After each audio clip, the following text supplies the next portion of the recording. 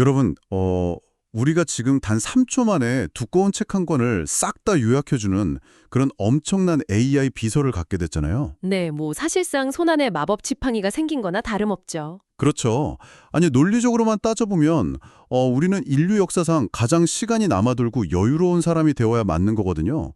골치 아픈 일은 기계가 다 알아서 처리해주니까요. 맞아요. 이론적으로는 완벽한 여유를 누려야 정상입니다. 근데 현실은 어떤가요? 저기 당장 오늘 밤만 해도 넷플릭스에서 대체 뭘 볼지 한 30분 동안 스크롤만 막 내리다가 그냥 지쳐서 잠들고 말잖아요. 아, 격하게 공감합니다.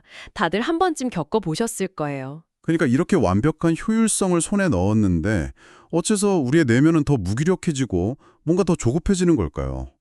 오늘 저희의 이번 심층 탐구 자료는 바로 이 모순, 이 답답함에 대한 아주 도발적인 해독제를 제시하고 있습니다. 네, 오늘 자료 정말 흥미롭죠? 네, 바로 이후경 정신건강의학과 전문의 겸 경영학 박사님이 작성하신 자료인데요. 제목이 무려 AI 시대와 기술적 효율성을 넘어 인간적 성숙으로 향하는 유교, 불교, 선의 통찰입니다. 와, 제목부터가 벌써 최첨단 기술 문명의 한가운데서 그 2000년 전 동양의 고전적 지혜를 훅 끌어오고 있어요.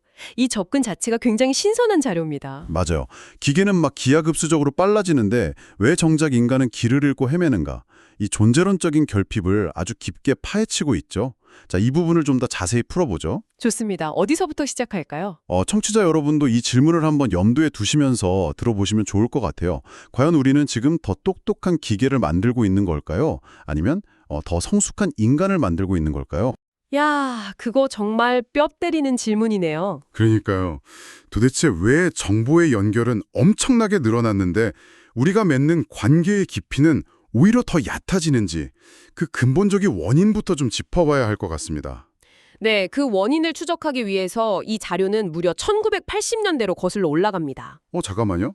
1980년대요? AI는커녕 인터넷도 제대로 없던 시절 아닌가요? 그렇죠. 근데 당시 소암 이동식 박사라는 분이 계셨는데 이분이 현재 우리가 겪고 있는 이 내면의 위기를 놀랍도록 정확하게 예견하셨습니다. 와, 어떻게 그게 가능했죠? 당시 서양 과학 문명이 눈부신 발전을 이루고 있었잖아요. 그런데 이 박사님은 그 근본적인 한계가 저기 플라톤 이후로 고착화된 이분법적 사고에 있다고 본 겁니다. 아, 이분법적 사고. 그러니까 주체랑 객체를 나눈다는 그거요. 정확합니다. 주체와 객체, 나와 세상 혹은 인간과 자연을 철저하게 쪼개서 분리해버리는 방식이죠. 대상을 막 분석하고 수치화해서 통제하려는 이 태도가 결국은 인간 스스로를 도구로 전락시키는 그런 소외 현상을 낳게 될 거라고 분석하신 거예요. 대상을 막 쪼개고 분석해서 통제한다. 아니 이거 지금 AI가 우리의 모든 행동 패턴을 그 데이터 쪼가리로 환상해가지고 알고리즘의 부속품처럼 다루는 상황이랑 너무 똑같은 거 아니에요? 네, 완전히 겹치죠. 우리가 도구를 완벽하게 지배하려고 하다가 오히려 그 도구의 논리에 갇혀버린 셈이거든요. 세상에. 그럼 이동식 박사님이 제시한 대안, 그러니까 그 도라는 건 이 문제를 대체 어떻게 해결한다는 건가요? 도의 핵심은 서양의 이분법과 완전 정반대인 주객일치에 있습니다. 주객일치요? 네, 관찰하는 나와 관찰 대상이 근본적으로 분리되어 있지 않다는 관점이죠. 근데 여기서 진짜 흥미로운 게 뭔지 아세요? 뭐니라? 이 고대의 철학이 그 가장 현대적인 학문인 현대 물리학의 최전선이랑 정확히 맞닿아 있다는 사실입니다. 철학이랑 물리학이 만난다고요? 네, 아인슈타인의 상대성 이론이나 양자역학을 한번 떠올려 보세요. 관찰자의 개입이 결과에 영향을 미친다는 그 관찰자 역화 있잖아요. 아, 들어봤어요. 누가 보고 있으면 결과가 달라진다는 거잖아요. 맞아요. 그게 바로 완벽하게 객관적이고 나랑 분리된 절대적인 진리라는 건 허구다. 이걸 과학이 증명해버린 거거든요. 아, 듣고 보니까 그러네요. 주객이 분리된 게 아니라는 거잖아요. 게다가 물질 역시 고정된 어떤 덩어리가 아니라 끊임없이 진동하는 파동이고 과정이라는 사실이 드브로이 같은 학자들에 의해 밝혀졌죠. 그러니까 세상을 막 다 쪼개진 실체로 보던 서양 과학의 렌즈에서 모든 게 서로 연결된 과정으로 보는 동양의 렌즈로 패러다임 자체가 완전히 넘어간 거네요. 네, 완벽한 요약입니다. 그리고 이 자료를 보면 우리 뇌의 작동 방식이랑 연결해서 설명한 부분도 되게 인상적이에요. 아, 뇌파 연구 그룹은요. 저도 그 대목에서 약간 소름이 돋았거든요. 아, 그러셨군요. 어떠셨어요? 서양의 과학이 사물을 막 논리적으로 쪼개고 분석하는 뇌의 특정 회로, 그러니까 좌뇌 중심의 특수 투영계에 너무 과도하게 의존했다면 운해는 직관을 통해서 전체를 한 번에 싹 지각하는 광범 투영기를 활성화하는 거라는 거잖아요. 맞아요. 운해를 중심으로 한 전체적인 지각이죠. 그걸 일종의 기술적 명상이라고 표현하더라고요. 말하자면 서양의 방식은 특정 픽셀만 엄청나게 막 확대해서 보는 매크로 렌즈 같은 거고, 동양의 도는 풍경 전체를 조화롭게 다 담아내는 관광 렌즈인 셈이네요. 야, 그 렌즈 비유가 아주 찰떡이네요. 그걸 조금만 더 밀고 나가보자면요. 우리가 매크로 렌즈만 계속 들여다보고 있을 때는 그 프레임 밖에서 무슨 일이 벌어지는지 전혀 아예 알 수가 없잖아요. 그렇죠. 완전 시야가 좁아지죠. 네, 도구의 시야 자체가 갇혀버리는 겁니다. 그래서 피셔의 뇌파 연구나 바이오 피드백 기술을 통해서 이 주객일치의 상태를 생리학적으로 막 규명하려고 했던 시도들도 결국은 우리가 잃어버린 그 관광 렌즈를 과학적으로 되찾으려는 눈물겨운 노력이었던 거죠. 아, 이제 좀 큰 그림이 보입니다. 자, 근데 잠깐만요. 양자역학이 뭐 세상을 연결된 파동으로 증명했고 관광 렌즈로 아주 넓게 세상을 봐야 한다는 건 머리로는 알겠습니다. 이해했어요. 네, 이해가 되시죠? 근데 그 거창한 우주적인 진리를 안다고 해서 제가 당장 오늘 밤에 침대에 누워서 스마트폰을 탁 내려놓게 되는 건 아니잖아요. 아, 날카로우시네요. 그렇죠. 현실은 다르죠. 지금 당장 막 알고리즘이 제가 딱 좋아할 만한 숏폼 영상을 끝도 없이 들이미는 이 현실에서 그 도라는 걸 도대체 제 일상에 어떻게 써먹으라는 거죠? 아주 현실적이고 중요한 질문입니다. 인식의 렌즈를 바꿨다로 끝이 아니죠. 이제 그걸 실제 행동과 도덕적 질서로 끌어내려야 하니까요. 그래서 이 자료는 여기서 유교의 수신이라는 개념을 쓱 꺼내 듭니다. 수신이요? 몸과 마음을 닦는다는 그거죠? 네, 맞아요. 생각해보세요. AI는 인간의 지적 능력을 엄청나게 확장시켜줍니다. 이건 부정할 수 없죠. 하지만 안타깝게도 우리의 충동 역시 어마어마하게 확장시킵니다. 순동! 맞아요. 알고리즘의 그 무한 스크롤 지옥 속에서 우리는 끊임없이 유혹에 노출되거든요. 바로 그겁니다. 유교는 이 지점에서 외부의 통제나 규제에 기대는 게 아니라 내면의 규율을 강력하게 강조합니다. 자료에 보니까 홀로 있을 때조차 도리를 지킨다는 신독이라는 말이 나오더라고요. 네, 신독. 이게 핵심입니다.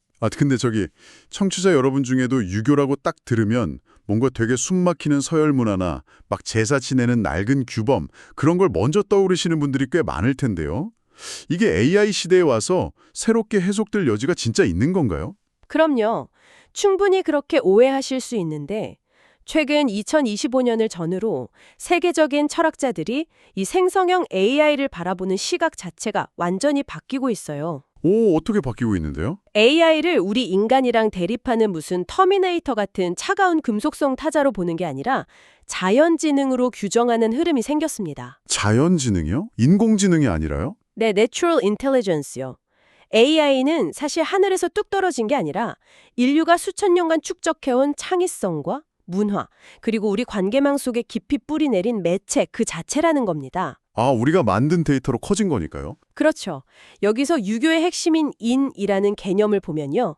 인은 본질적으로 타인과 연결되어 있고 공동체가 함께 번영해야 한다는 강력한 관계론이거든요. 그러니까 AI 윤리라는 건 단순히 국회에서 법 만들어서 알고리즘을 어떻게 막을까 이런 차원의 문제가 아닌 거죠. 그러니까 뭐 투명한 시스템을 구축하는 믿음이나 또 디지털 공간에서 막 혐오 발언 대신에 소통의 품격을 유지하는 예의 같은 것들은 결국 기계를 통제하는 법안에서 나오는 게 아니라는 거네요. 맞습니다. 기계를 다루는 그 인간의 내면, 즉 수신에서부터 시작된다는 거군요. 기계를 고치기 전에 그 기계를 쥔 손의 주인을 먼저 다스려야 한다는 논리네요. 와, 기계를 진 손의 주인. 정확한 표현입니다. 아무리 AI가 방대한 지식을 1초 만에 뽑아주더라도 무엇이 옳고 그른지 판단하는 분별력이나 타인에 대한 배려, 그리고 그 부당한 알고리즘의 유혹을 단호하게 끊어라는 용기 같은 건 결국 군자의 품성이거든요. 기계한테 넘길 수 없는 영역이라는 거군요. 네, 절대 기계에 외주를 줄 수 없다는 사실을 유교가 짚어주는 거죠. 이야, 논리적으로 완전히 납득이 갑니다. 유교를 통해서 행동을 다스리고 내면의 도덕적 기준을 딱 세워야 한다는 거요. 그렇죠. 행동의 통제가 첫걸음이죠. 근데요, 솔직히 까놓고 말해서 제가 겉으로 행동을 좀 억누른다고 해도 제 내면 깊은 곳에서 막 꿈틀거리는 그 본능적인 욕망, 그 자체는 어떻게 할 수가 없잖아요. 아, 욕망. 그게 진짜 무서운 거죠. 이미 알고리즘이 뿜어내는 도파민에 뇌가 절여져서 계속 더 강한 자극만 원하는데, 아니 이 주체할 수 없는 욕망은 도대체 어떻게 다스려야 합니까? 바로 그 한계점에서 우리는 유교의 행동 제어를 훌쩍 넘어서 불교의 비움, 이 비움이라는 철학으로 쑥 들어가게 됩니다. 불교의 비움이요? 네, 피터 허쇼기라는 철학자가 AI를 단순한 계산기가 아니라 업의 기계라고 아주 날카롭게 정의했어요. 500이게요? 카르마 할 때 그 업이요? 맞습니다. 컬믹 엔진이죠. 일종의 거대한 욕망 증폭기라는 뜻이에요. 와, 업이라는 단어가 이 최첨단 디지털 시대에 딱 쓰이니까 느낌이 진짜 확 다르네요. 확 와닿죠? 네, 그러니까 우리가 매일 남기는 그 디지털 흔적들 있잖아요. 무심코 누른 좋아요라든가 특정 영상에 머물렀던 그 3초의 시선, 아니면 남몰래 검색해본 은밀한 기록들. 이런 게 전부 카르마, 즉 업이 되어서 AI한테 고스란히 학습된다는 거잖아요. 정확합니다. 기계는 사용자의 그 업을 쭉 빨아들여서 이 사람이 쾌락을 느낄 만한 것들만 막 귀신같이 찾아냅니다. 그걸 끝없이 눈덩이처럼 불려서 다시 우리 눈앞에 대령하죠. 무섭네요, 진짜. 결국 우리의 시선과 주의력을 상업적으로 완전히 포획해서 식민화해버리는 겁니다. 학자들은 이걸 주의력 경제 2.0이라고 부르더라고요. 너무 확 와닿네요.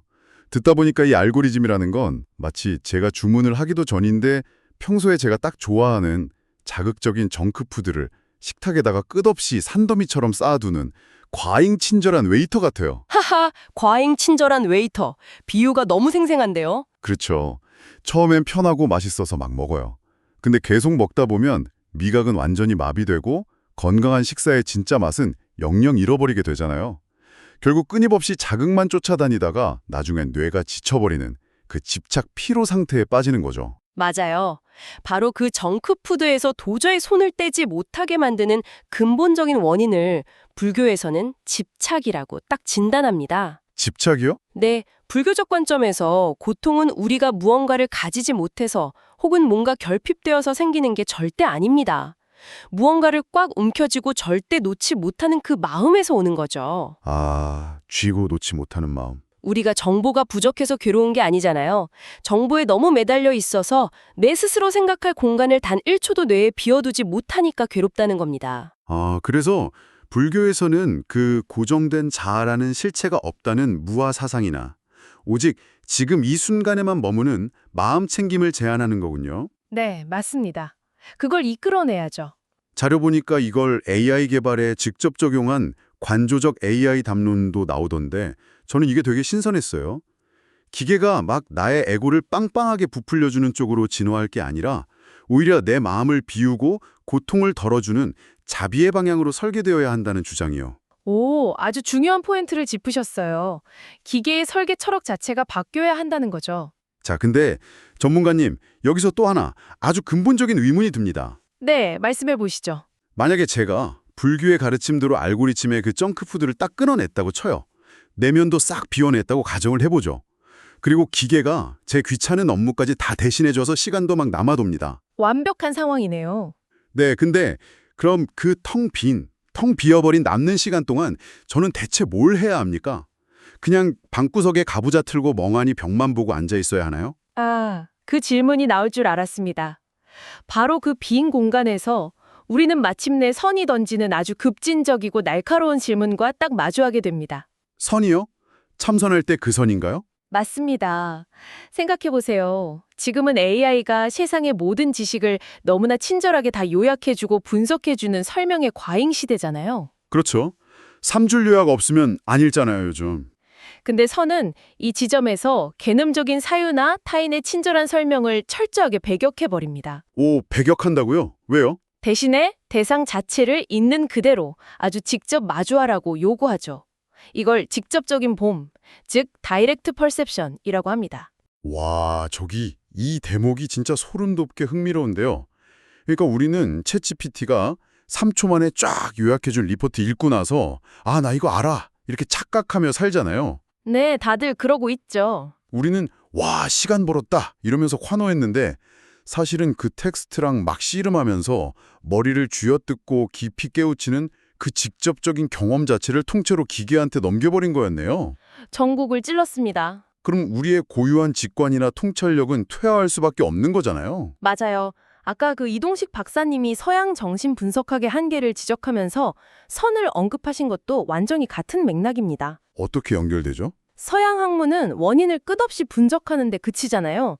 근데 선은 그 분석마저도 에잇 하고 던져버린 채 온전한 자신을 그냥 마주하는 전인격적인 통합의 과정을 말하거든요. 분석을 던져버린다? 네, 산은 산이 아니다 이러면서 기존의 얄팍한 인식을 완전히 부정했다가 다시 한 바퀴를 크게 돌아서 결국 산은 산이다 라는 철저한 긍정으로 돌아올 때 바로 그때 비로소 암과 삶이 완벽하게 일치하게 된다는 겁니다. 아, 그 유명한 산은 산이요, 물은 물이로다. 그게 그런 깊은 뜻이었군요. 그러니까 기계가 우리 대신 무언가를 끝없이 수행하고 또 완벽하게 최적화를 해줄 때 우리는 억지로 무언가를 하려고 막 아등바등할 필요가 없겠군요. 맞습니다. 거기서 바로 선의 무의라는 개념이 등장하는 겁니다. 무의요. 아무것도 안 한다는 뜻인가요? 아니요. 그냥 방바닥에 널브러져서 아무것도 안 하는 게 절대 아닙니다. 억지로 현실을 내 맘대로 조작하거나 통제하려 들지 않고 그냥 자연스럽게 존재하는 상태. 즉, doing에서 벗어나 being으로 머무는 걸 말하죠. 아, doing이 아니라 being이다. 아무리 눈부시게 발달해서 인간의 모든 육체적, 지적 노동을 대체한다고 해도 기계가 결코 우리 대신 겪어줄 수 없는 인간만의 고유한 영역이 남아 있습니다. 어떤 영역이죠? 한밤중에 문득 뼈저리게 찾아오는 존재론적 고독, 혹은 내 삶은 진짜 의미가 있는가 하는 실존적 불안감, 그리고 누구나 겪는 죽음에 대한 원초적 두려움 같은 것들이죠. 아, 듣기만 해도 묵직하네요. 기계가 요약해줄 수 없는 감정들이죠? 그렇죠. 선에서 말하는 생사지심의 타파라는 건요, 이런 무거운 실존적인 짐을 기계한테 슬쩍 떠넘기거나 넷플릭스 보면서 회피하지 않고 내 온몸으로 온전히 통과해내는 과정을 의미합니다. 피하지 않고 뚫고 지나간다. 네. 기계가 자동화할 수 없는 이 근원의 과제를 정면으로 마주할 때 우리는 비로소 그 지긋지긋한 효율의 쳇바퀴에서 벗어나서 진정한 평화를 얻을 수 있다는 겁니다. 와, 유교로 행동의 기준을 딱 잡고 불교로 그 넘치는 욕망을 비워내고 마지막으로 선을 통해서 존재의 의미를 묻는다. 오, 이게 고대의 지혜들인데 가장 최첨단 기술 시대를 사는 우리의 불안을 잠재우는 완벽한 맞춤형 해독책처럼 들립니다. 정말 놀랍도록 아기가 딱딱 맞죠? 그러니까요. 근데 저기 전문가님, 그렇다면 지금 전 세계에서 활동하고 있는 현대의 서양이나 동양 철학자들도 이 현상에 동의를 하고 있나요? 이 오래된 통찰들이 지금 현대의 언어로도 통역이 되고 있는지 궁금하거든요. 아주 중요한 포인트입니다. 최근 10년간 세계 철학계의 굵직한 흐름을 종합해보면요, 결국 이 고대의 통찰들이 손가락으로 가리켰던 곳과 정확히 같은 방향을 향하고 있습니다. 예를 들면 어떤 학자들이 있죠? 먼저 제독 철학자 한병철 교수를 들 수 있죠. 이분은 현대 사회를 끊임없이 무언가를 해야만 살아남는 활동 사회라고 아주 강하게 비판했습니다. 피로사회 쓰신 분이잖아요? 네, 맞습니다. 우리가 휴일집에서 쉴 때조차 스마트폰을 미친 듯이 클릭하면서 끊임없이 정도를 소비하잖아요. 한 교수는 이걸 행위의 폭동이 일어난 상태라고 봤어요. 행위의 폭동. 와, 가만히 있으면 도태될 것 같아서 너무 불안하니까 팟캐스트나 유튜브라도 무조건 틀어놔야 안심이 되는 딱 우리들의 모습이네요. 그러니까요. 그래서 그는 이렇게 목적 없는 놀이나 비활동, 그러니까 인액티비티를 통해서 관조적 삶을 회복하는 것만이 이 시스템에 대한 유일한 저항 수단이라고 역설합니다. 관조적 삶이요? 네. 소비되고 1초 만에 휘발되어 사라지는 정보가 아니라 삶의 깊은 의미를 길어올리는 시적인 언어와 성찰의 시간을 제발 좀 되찾자는 겁니다. 아, 불교나 선에서 말했던 비움이나 무의랑 완벽하게 통하네요. 또 다른 학자도 있나요? 네. 홍콩 출신의 철학자 유퀴라는 분도 있는데요. 이분은 서구 중심의 그 기술 일변도 관점에서 빨리 벗어나야 한다고 주장합니다. 기술 중심에서 벗어나자고요? 네. 우주의 질서인 도와 도구인 기가 하나로 결합된 코스모 테크닉스라는 개념을 제시했어요. AI가 단순히 생산성이나 효율을 높이는 돈벌이 도구를 넘어서 각 지역의 철학과 고유한 가치관을 담아내는 문화적 그릇이 되어야 한다는 거죠. 코스모 테크닉스. 그러니까 우리가 너무 빠름에만 집착하고 있고 기계라는 도구의 성능에만 매달리고 있다는 거네요. 아까 불교 파트에서 다뤘던 그 피터 숍의 경고도 생각나요. 네, 윤리적 특이점 말씀하시는 거죠? 맞아요. 결국 기계가 우리 인간의 가치 판단마저 다 대신해버리는 윤리적 특이점을 향해 브레이크 없이 달려가고 있다는 그런 위기의식이 철학자들 사이에 공통으로 쫙 깔려 있는 거군요. 정확하게 보셨습니다. 그 세 철학자의 목소리를 하나로 싹 모아보면요. 아주 명확한 대차대조표가 하나 그려집니다. 어떤 대조표죠?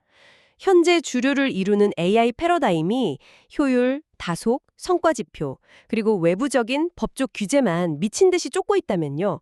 반대로 우리가 나아가야 할 새로운 도의 패러다임은 조화, 여유, 존재 자체의 가치, 그리고 내면적인 자율성입니다. 와, 완전 극과 극이네요. 네, 허쇼의 표현을 빌리자면 모든 것이 상호 의존적으로 연결되어 있다는 그 불교의 연기적 세계관에 기반해서 관계주의적 미래로 우리 문명의 궤도를 아주 시급하게 수정해야만 하는 시점인 거죠. 자, 그럼 결국 이 모든 게 다 무슨 의미일까요?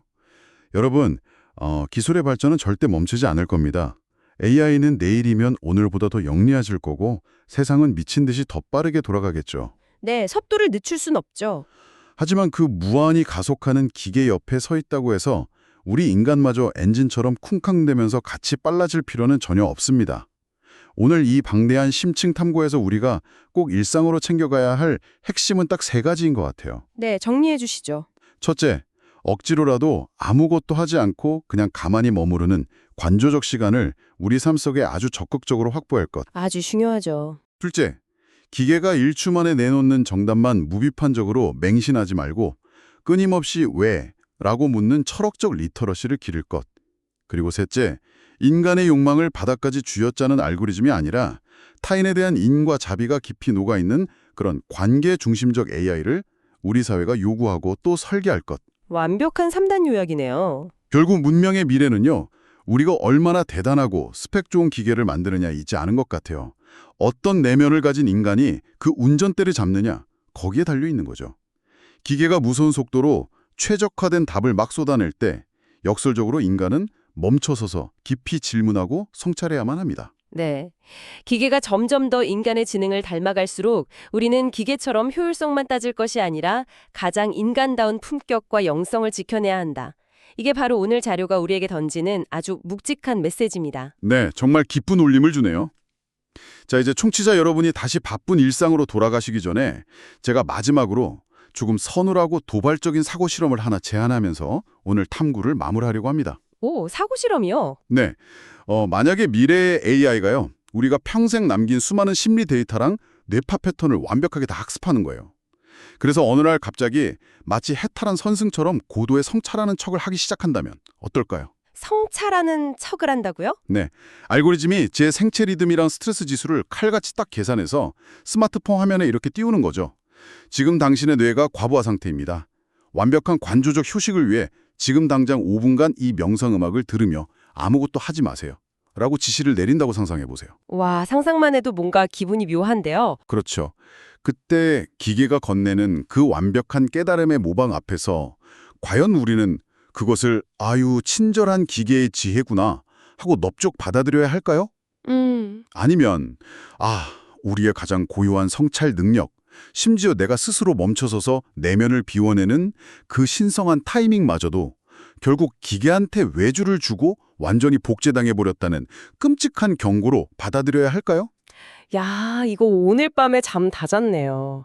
진짜 무서운 질문입니다. 이번 주말에는요, 그 어떤 똑똑한 기계의 알람이나 알고리즘의 조언도 다 무시하시고 스마트폰 전원을 그냥 완전히 꺼버리세요.